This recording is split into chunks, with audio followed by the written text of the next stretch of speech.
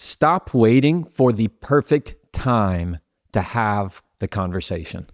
Here on this podcast, we typically talk about what to say, how to say it, but today it's special. Today, I'm diving all in on when to have the conversation. What are the rules? What are some ways that we can improve when to know the right way to bring something up and when to do it? And number 3, a golden rule that I always love to live by. All that and more coming up.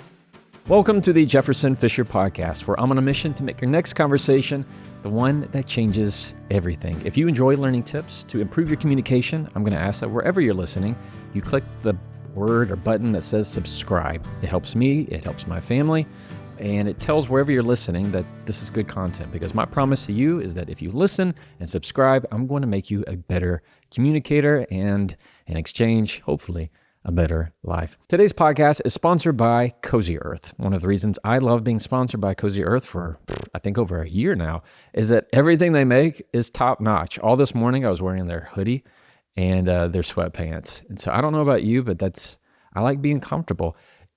And I think y'all are a safe enough space for me to tell you this.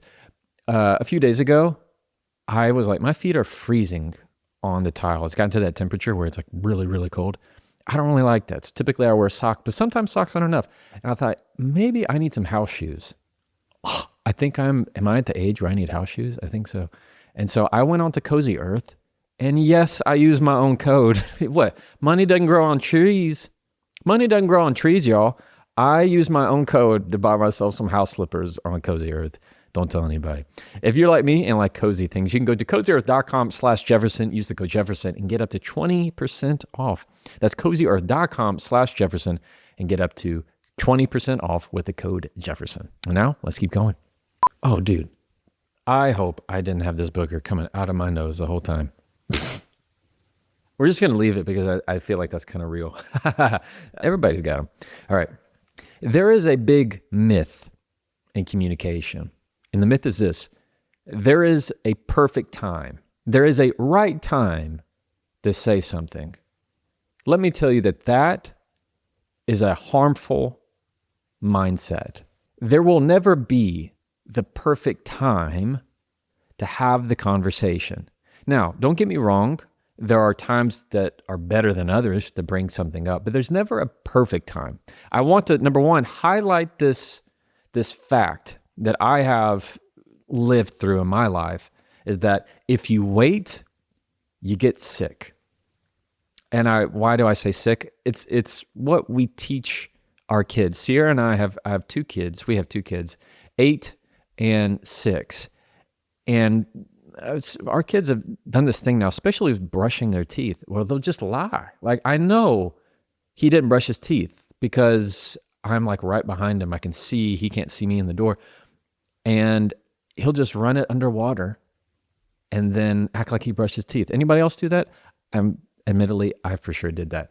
But we're having to do this thing where we're teaching them that if you hold in lies, either by a lie or hold something in by omission, lies make you sick. Because I believe that it's true. If you have a lie in your life right now that you're living, just hearing my voice say that, it's going to turn you into knots, and it's going to come right up to mind. That's you out of alignment with yourself, and so it's calling attention to that, and that might be uncomfortable. But lies make you sick. And part of that, how does that relate to when you have a conversation? It's the fact that when you stop saying what you need to say now and say, "I'm just going to wait." You know what? I could talk to them, but I'm waiting for the right time. I'm waiting for that perfect time. That train is never coming. There is not a right time. There is only now and not now. If you wait to say what you need to say to somebody, to have the conversation, pain comes. More problems come, all right? I know they say more money, more problems, more time, more problems. At least that's what I've lived out. Let me give you some examples, all right? If you wait to tell a truth, the lie only gets bigger. The lie only gets more harmful. When it comes to telling the truth, you need to say it now. It would have been best if you said it in the past, but the next best time is now before it gets worse. If you waited to tell that person in your relationship that I'm not really feeling it.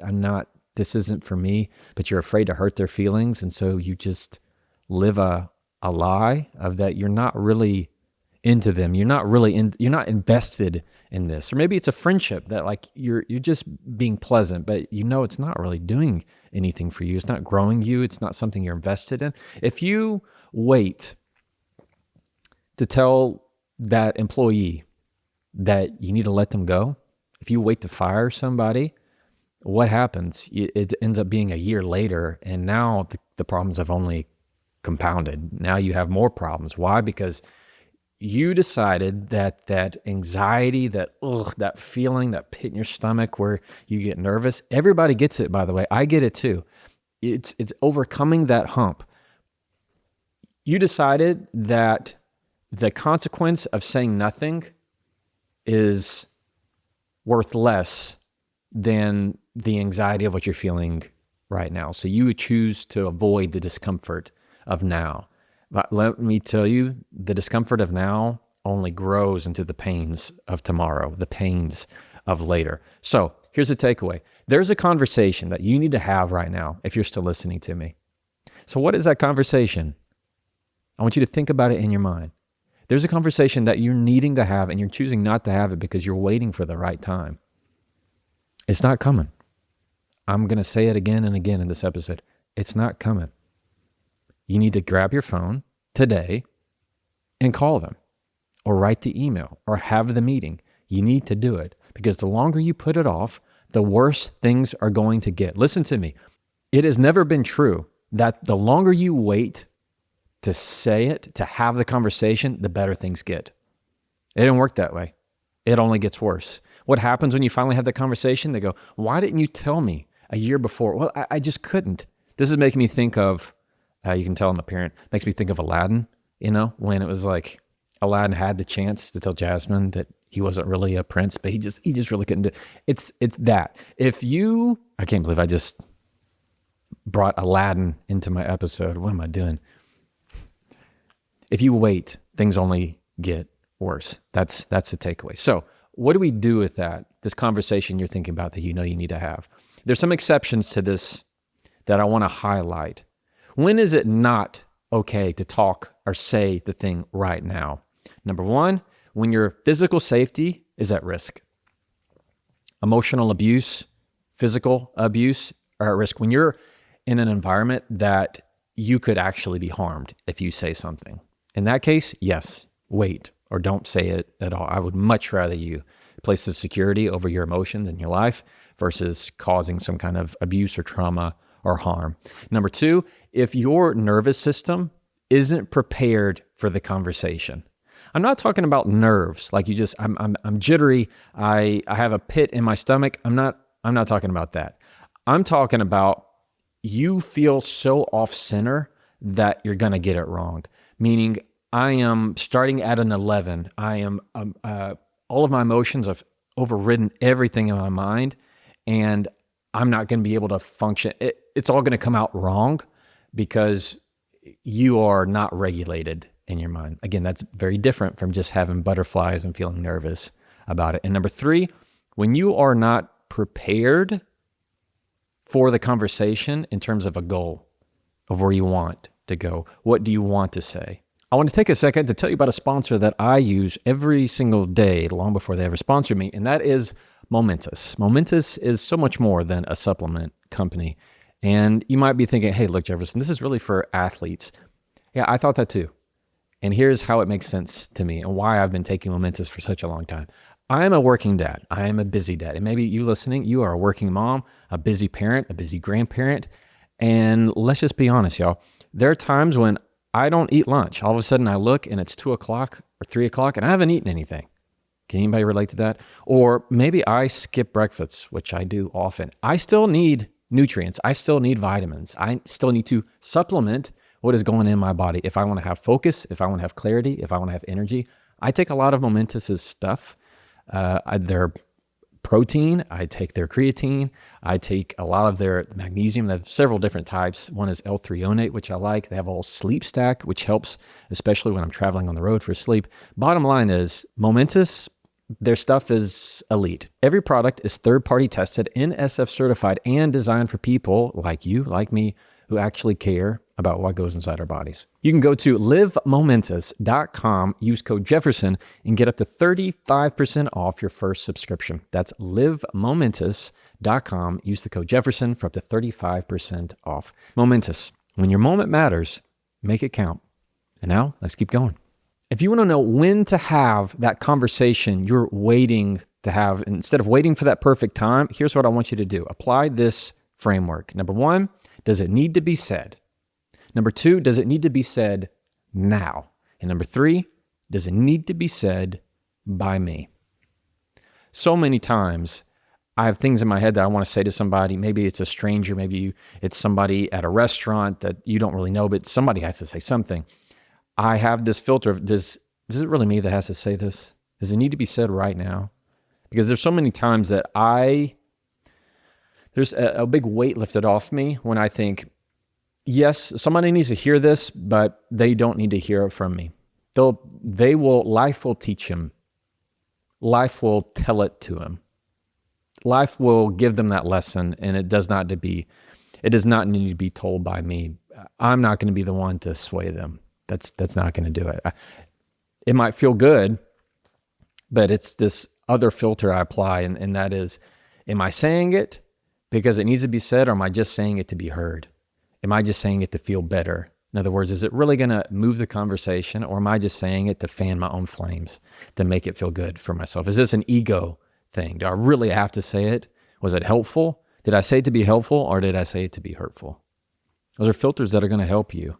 So when you apply that framework, does it need to be said? Does it need to be said now? And does it need to be said by me? That's going to help you understand in those moments, is now a better time to have the conversation. Again, there's no right time, but there's certainly a better time more than others. Timing is also incredibly important. Like, think about how much time influences a conversation. I want you to think in your mind of a conversation that was very difficult here lately, and ask yourself the question, was the timing of it any factor? Had I chosen a better moment, even 5 minutes before, maybe 5 minutes after something, would it have changed the dynamic? Timing is important. For example, when the kids get home, if I were to have a conversation with Sierra right then and there, a very important conversation, where I'm getting stuff ready for dinner, the kids are upstairs or downstairs and doing their homework, and things are going crazy and chaotic, is that the right time? Probably not. I'm not saying, I can't say, hey, I got something important I want to make sure we talk about and kind of put a pin in it to bookmark it. But there's also a time and place to have these kind of conversations. Again, it doesn't mean it's perfect. That doesn't mean there's right, but I would certainly say there are time frames that are more suited than others, rather than just pushing your own time frame on it. So we also want to be considerate of the other person's time frame. Now, here is the golden rule. Number 3, I want to give you a golden framework that has helped me, a golden rule, and it's this: wait 24 hours. If you're not sure whether you should say something or not, if you should respond to that email, to that comment, to that conversation that somebody had, wait 24 hours. If it's still bothering you the next day, then that is your gut. That is your natural system saying, I need to have a response to this. One time I got an email from an opposing attorney, and it was the snarkiest thing I've ever read. You ever had those kind of people who feel like everything that they do is just made of gold? Like, he had a case and we were against each other, and he just thought his client's case was the best case. And I didn't agree. There was some law that plainly said he was wrong, but he thought there was some way he could get creative about it. Anyway, so he sent me an email that was just snarky of all the ways I was wrong and how I was going to lose. Well, what did I do? Man, I went right to that keyboard. I started writing an email right back to him, and I was Beethoven. I was just masterful drafting this email that was going to zing him. It was just going to punch him in the jaw. And what I decided to do, thankfully, thankfully, is right before I press send. I said, you know what? I'm just going to wait. I got my 24 hours. I'm going to wait. That next morning, I didn't even wait 24 hours before looking at it again. The next morning, I looked at it and I almost laughed at what I was writing. I mean, my email. I almost laughed at it. Of like, why did I think this was going to do anything? That's not going to change his mind. You know what? I don't need any of this. And I deleted it. Instead, I waited a few days later and I just replied to his email and said, thank you. That was it. All right. Wait 24 hours. If you're not sure when to say it, that 24 hours is a pretty good rule. Maybe it's something that's weighing on me that I want to tell a friend. Maybe I have that thought right in that moment, and if I don't feel comfortable about it, I wait 24 hours. Let me see if it's still bothering me then. If it's still bothering me, then it's going to bother me for 1 or 2 more years. I like to take a moment to tell you about something I don't really tell everybody, and that is every new year, maybe you're like this, I redecorate and redo a space. Usually it's my office. I might move furniture. Maybe we do something in the living room or in the kitchen just to kind of spruce it up. You don't want to feel like you're stagnant. You want to feel like there's change, and maybe that feels like more energy and a new year, new you. That's why I've been using Wayfair. Wayfair has everything in one place. I mean, if you know Wayfair, you know what I'm talking about. Bedding, storage, kitchen stuff, decor, everything. What I like is how easy it is to find things that really fit your style and your budget. You're not having to jump between a whole bunch of websites, a whole bunch of tabs. They're just really easy to get what you need, and the return policy is great if something doesn't work out. Wayfair has you covered. So get organized, refresh, and back on track this new year for way, you see what I did there? Less. Head to wayfair.com right now and shop all things home. That's Wayfair, Wayfair.com, Wayfair. Every style, every home. Now let's keep going. I fall into this habit of feeling like once I get over this hump of the busy of life, then things smooth out. But the older I've gotten, the more I've realized this is life. I mean, it's not going to stop. This is what it is. I have to find joy in the now. I have to find joy in the chaos and the busy. And sometimes I might feel like I need to say something to somebody, and I go, let me wait until this happens. And I know I need to have this heart to heart with my mom. And truthfully, y'all, that's what happened to me. I needed to have a big conversation with my mom. And maybe you've needed to have one of those with a family member. And I needed to have one with my mom and talk about some big things, some life things, and things that we should have talked about a long time ago. And I put it off. I pushed it because I waited for the right moment. Thankfully, I've been able to have that conversation with her and talk with her, but it took me a long time. I found excuses to be busy. I found excuses to say I was busy. Same for her. And, I wouldn't say it's either, there's no fault I'm trying to attribute whatsoever. If anything, I'll take the blame or fault. But I hope you can resonate with that sentiment of where I know I need to have this big conversation, but I continue to say, well, I'll do it once things slow down. I'll do it once the kid's schedule is easier. I'll do it after I get back from this. And you know what I do? You know what I did? I just replaced whatever the rock was with a different rock. That's all I did. And that pushed a conversation that should have happened in the now to 8 months later. And within those 8 months, things just got layered. Things got harder. It's like you have something and you put it on a shelf and you need to talk about it now, but dust covers it and you don't use it, and things happen and things get stacked on top of it, and all of a sudden you can't find it because it's on top of everything else. And you forgot your thought. You forgot that I really wanted to reach out. I really wanted to make this point. So I want to put this in a takeaway. Number one, if you're waiting for the right moment to have the conversation, there is no right moment. It's not coming. There is no perfect time. There's only now and not now.